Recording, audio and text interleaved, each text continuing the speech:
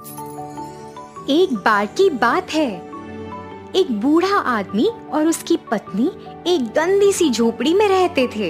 यह एक भव्य महल से ज्यादा दूर नहीं थी, जहाँ राजा और रानी रहते थे। लेकिन अजीब बात तो ये थी कि झोपड़ी की विकट स्थिति के बावजूद बूढ़ा व्यक्ति बहुत अमीर था, क्योंकि वह बहुत कंजूस था। वह अक्सर पूरे दिन बिना खाना खाए रहता, जिससे सोने का व्यापार कर सके। लेकिन कुछ समय बाद तो उसने सोचा कि उसने खुद को बहुत बार भूखा रखा है। वह बीमार पड़ रहा था और ठीक होने की कोई ताकत नहीं थी। कुछ दिनों बाद उसका देहांत हो गया। उसकी पत्नी और एक बेटा अकेले रह गए। उसके बेटे का नाम था जॉन। उसकी मृत्यु के बाद की रात जॉन ने सपना देखा कि एक आदमी उसे मिला और बोला, मेरी बात सुनो, तुम्हारे पिता चल बसे हैं और तुम्हारी माँ भी जल्द ही दम तोड़ देंगी और उनकी सारी दौलत तुम्हारी होगी। उसका आधा धन चोरी हो गया है और यह धन तुम्हें उन गरीबों को वापस देना होगा जिनसे उसने इसे छीना था। दूसरे आधे हिस्से को तुम्हें समुद्र में फेंकना होगा।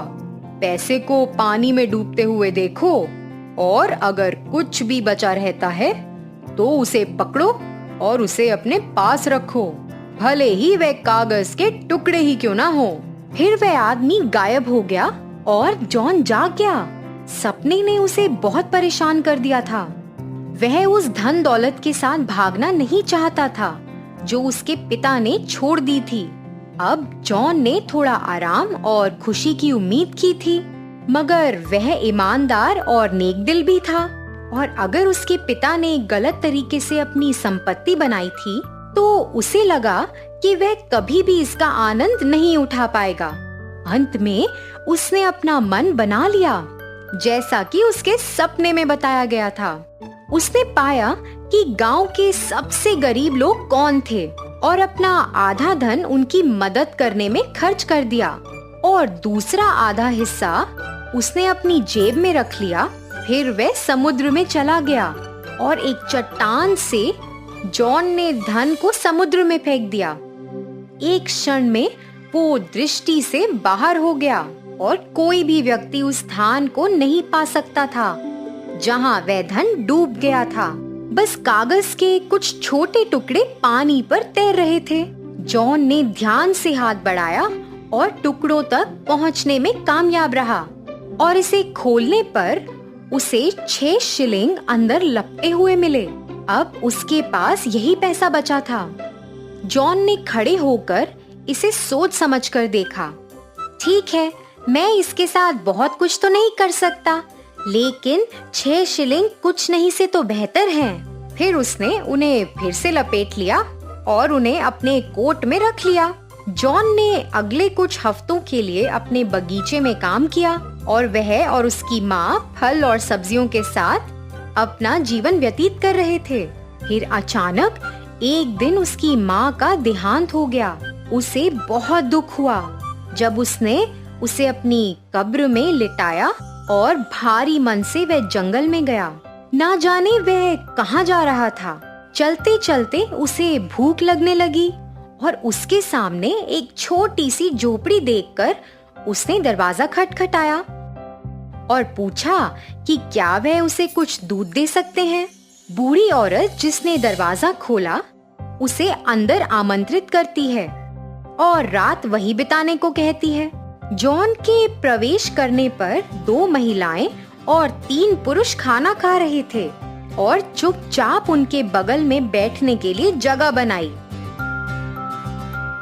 जब उसने खाना खत्म कर लिया तो उसने अपने चारों ओर देखा और एक जानवर को आग के पास बैठा देखकर वह आश्चर्यचकित रह गया। यह भूरे रंग का था और बहुत बड़ा भी नहीं था, लेकिन इसकी आंखें बड़ी और बहुत चमकीली थीं और यह एक अजीब तरीके से गाते हुए प्रतीत हो रहा था। जंगल के किसी भी जानवर से बिल्कुल विपरीत। उस विचित्र छोटे जीव का नाम क्या है? हम इसे बिल्ली कहते हैं। मैं इसे खरीदना चाहता हूँ। अगर यह बहुत महंगा नहीं है, यह मेरे लिए अच्छा साथी होगा। तो उन्होंने उसे कहा कि वो ये 6 शिलिंग में ले सकता है। युवक ने अपना कीमती सा कागज निकाल लिया, उन्हें 6 शिलिंग सौंप दिए और अगली सुबह उन्हें विदाई दी और बिल्ली भी उसके साथ चली गई। पूरे दिन वे घास के मैदानों और जंगलों में घूमते रहे। शाम तक वे एक घर में पहुंचे। युवा साथी ने दरवाजा खटखटाया और एक बूढ़े व्यक्ति से पूछा, जिसने दरवाजा खोला, कि क्या वो उस रात वहां आराम कर सकता है। उसने ये भी बताया कि उसके पास पैसे नहीं हैं। ठीक है बेटा, आप यहाँ रह सकते हैं। फिर वह उसे एक कमरे में ले गया जहाँ 2 महिलाएं और 2 पुरुष भोजन कर रहे थे। महिलाओं में से एक बूढ़े व्यक्ति की पत्नी थी, दूसरी उसकी बेटी थी।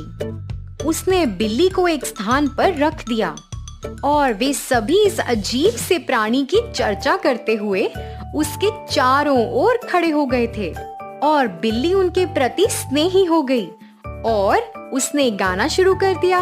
महिलाएं खुश हो गईं और उन्होंने बिल्ली को बहुत कुछ खाने को दिया। जॉन की कहानी सुनने के बाद और कैसे उसके पास बिल्ली को छोड़कर और कुछ भी नहीं था, बूढ़े आदमी ने उसे महल में जाने की सलाह दी, जो कुछ ही मील दूर था। उसने उसे राजा की सलाह लेने को कहा, जो सभी के लिए बहुत दयालु था। जॉन ने उसे धन्यवाद दिया और कहा कि वह खुशी से उसकी सलाह लेगा और अगली सुबह वह शाही महल के लिए निकल पड़ा। उसने राजा से मिलने का संदेश भेजा और फिर उसे दीवाने आम में जाने की अनुमति दी गई, जहां राजा उनसे मिलेगा।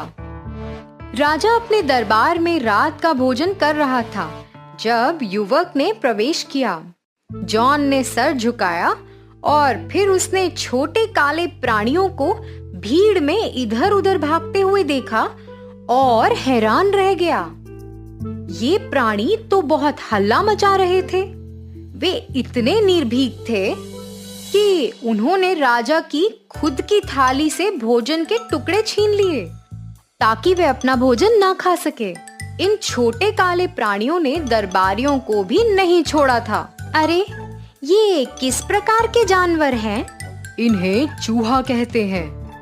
वर्षों से हमने इनसे मुक्ति प्राप्त करने के कई तरीके आजमाए हैं, लेकिन सब असंभव। वे हमारे बिस्तरों में आते हैं। बिल्ली मेज पर थी और उसके 2-3 प्रयत्नों से ही कुछ चूहे उसके चारों ओर गिर गए थे। तब पैरों की एक बड़ी खलबली सुनाई दी और कुछ ही मिनटों में दरबार के सभी चूहों ने दम तोड़ दिया। कुछ पल के लिए राजा और उनके दरबारियों ने केवल एक दूसरे को आश्चर्य से देखा। यह किस तरह का जानवर है? यह इस तरह का जादू कैसे कर सकता है? और जॉन ने उसे बताया कि इसे बिल्ली कहा जाता है और उसने इसे 6 शिलिंग के लिए खरीदा था। भाग्य से तुमने हमें इन चूहों की महामारी से बचाया है, जिसने हमें कई वर्षों तक सताया था। मैं तुम्हें 2 चीजों का विकल्प दूंगा, या तो तुम मेरे प्रधानमंत्री बन जाओ या फिर तुम मेरी बेटी से शादी कर लो और मेरे बाद राज करना। बताओ, तुम्हें क्या मंजूर है? जी, राजकुमारी और राज्य। और फिर इसी तरह राजा ने युवक की इच्छा का पालन किया। उसकी ईमानदारी और दयालुता का भुगतान किया गया और उसने जितना दिया उससे अधिक उसे वापस प्राप्त हुआ। एक बार एक आदमी और उसकी पत्नी रहते थे। उनके पास कोई संतान नहीं थी। एक दिन जब पति दूर था, पत्नी ने पालने में लकड़ी की एक बड़ी छड़ी रख दी और उसे पत्थर मारना शुरू कर दिया और गाने लगी। शीघ्र ही उसने देखा कि छड़ी के हाथ और पैर थे। आनंद से भरकर वह फिर से झूमने और गाने लगी। वह लंबे समय तक ऐसा करती रही और जब उसने फिर से देखा तो लकड़ी की छड़ी की बजाय पालने में एक प्यारा सा लड़का था। महिला ने बच्चे को उठाया और उसे खिलाया पिलाया। वह अब उसका अपना बेटा था। उसने उसका नाम पीटर रखा और पहनने के लिए छोटे छोटे कपड़े दिए और एक टोपी भी बनाई। पीटर बड़ा होकर एक प्यारा सा लड़का बन गया। एक दिन पीटर अपना कोट पहनकर नदी पर मछली पकड़ने के लिए एक नाव में बैठ गया। दोपहर के समय उसकी माँ नदी के किनारे गई और उसे अपने पास बुलाया। पीटर, पीटर, अपनी नाव को किनारे ले आओ जरा। मैं तुम्हारे लिए खाने के लिए एक केक लाई हूँ। तब पीटर ने अपनी नाव से कहा, छोटी नाव, थोड़ा पास जाओ, थोड़ा पास जाओ। नाव किनारे तक तैर कर गई। पीटर ने केक लिया और दोबारा मछली पकड़ने चला गया।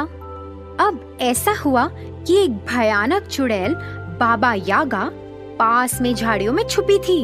इसलिए महिला के घर जाने के बाद बाबा यागा ने थोड़ी देर प्रतीक्षा की और फिर वह नदी के किनारे पर गई और वहाँ छिप गई और पीटर को बाहर बुलाया।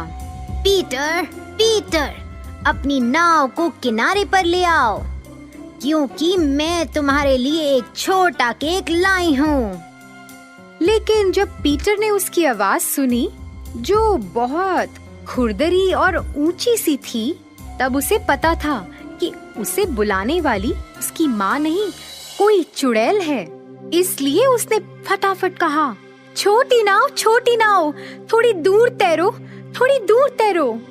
फिर यह नाव बाबा यागा की पहुंच से बहुत दूर जाकर तैर रही थी। चुड़ैल ने जल्द ही अनुमान लगाया कि मामला क्या था और वह एक लोहार के पास चली गई, जो जंगल में दूर रहता था।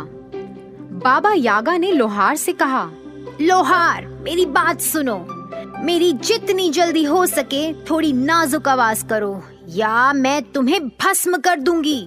लोहार डर गया था। उसने उसकी आवाज को मधुर बना दिया और बाबा यागा वापस नदी में भाग गई। वहाँ वो किनारे के पास छिप गई और अपनी नई आवाज में पुकारा, पीटर, पीटर, अपनी नाव को किनारे ले आओ, क्योंकि मैं तुम्हारे लिए खाने के लिए छोटा केक लाई हूँ। जब पीटर ने बाबा यागा की मधुर आवाज को सुना तो उसने सोचा कि यह तो उसकी माँ है।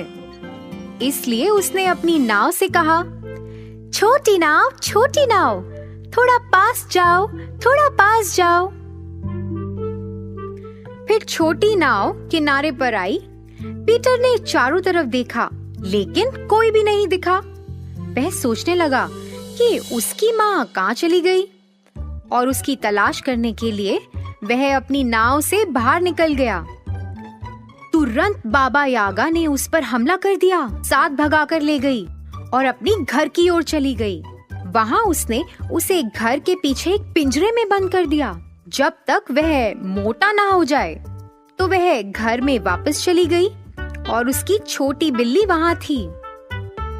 इसी बीच पीटर की माँ उसका इंतजार कर रही थी कि कब पीटर मछली के साथ वापस घर आएगा। फिर अंत में वह उसे देखने के लिए नीचे चली गई।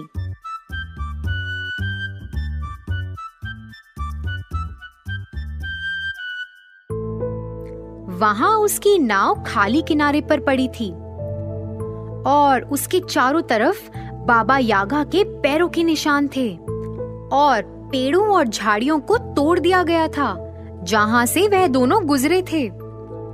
तब माँ जान गई थी कि एक चुड़ैल ने उनके छोटे बेटे को अगवा कर लिया है। वह रोते रोते घर वापस आई। पीटर की माँ के घर पर एक बहुत वफादार नौकरानी थी और जब उस लड़की ने अपनी मालकिन को रोते हुए सुना तो उसने पूछा कि मामला क्या है।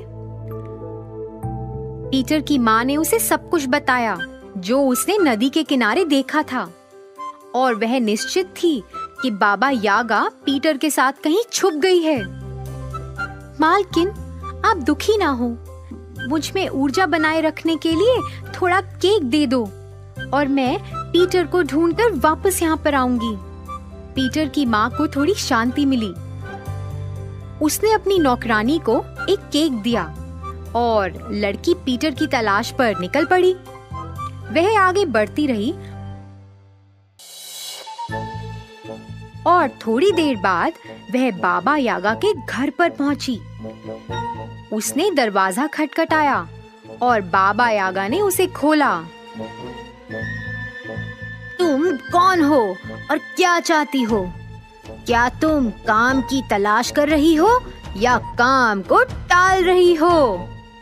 मैं काम की तलाश कर रही हूँ। क्या आप मुझे कुछ करने के लिए काम दे सकती हैं? तुम मेरे घर में आ सकती हो और मेरे घर की सफाई कर सकती हो, लेकिन यहाँ कोई ताका झाकी करने की जरूरत नहीं है, नहीं तो तुम परेशानी में पड़ जाओगी। हा हा हा हा। लड़की अंदर गई और घर की सफाई करने लगी और बाबा यागा अपने झाड़ू पर सवार होकर जंगल की ओर उड़ गई। चुड़ैल के चले जाने के बाद छोटी बिल्ली ने लड़की से कहा, मैं तुमसे विनती करती हूँ, मैं भूख में तड़प रही हूँ, मुझे थोड़ा भोजन दे दो। यहाँ थोड़ा केक है, मेरे पास बस यही है, लेकिन तुम इसे खा लो। बिल्ली ने केक लिया और उसे खा लिया। अब मेरी बात सुनो, मुझे पता है कि तुम यहाँ क्यों हो। तुम छोटे लड़के पीटर की खोज कर रही हो। वह घर के पीछे एक पिंजरे में है, लेकिन तुम अभी कुछ नहीं कर सकती। रात के खाने के बाद प्रतीक्षा करना। जब बाबा यागा सोने चली जाएगी, फिर उसकी आँखों को टार से रगड़ देना ताकि वह उन्हें खोल ना सके, और फिर तुम जंगल में बच्चे के साथ भाग जाना। लड़की ने छोटी बिल्ली को धन्यवाद दिया और उसके बताए अनुसार सभी चीजें करने का वादा किया। फिर बाबा यागा घर वापस आई। अच्छा, तो क्या तुम घर के चारों ओर ताका झाकी कर रही थी? नहीं नहीं, मैं ऐसा कुछ नहीं कर रही थी।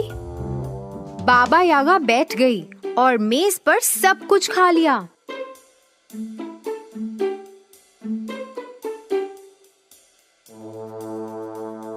यहाँ तक कि हड्डियों को भी। फिर वह लेट गई और बहुत खर्राटे लेते हुए सो गई। लड़की ने चुपचाप थोड़ा टार लिया और चुड़ैल की पलकें बंद कर दी।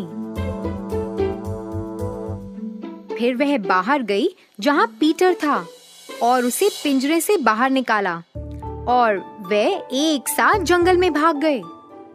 बाबा यागा बहुत देर तक सोती रही। अंत में वह जाग गई, लेकिन वह अपनी आंखें खोल ही नहीं सकी।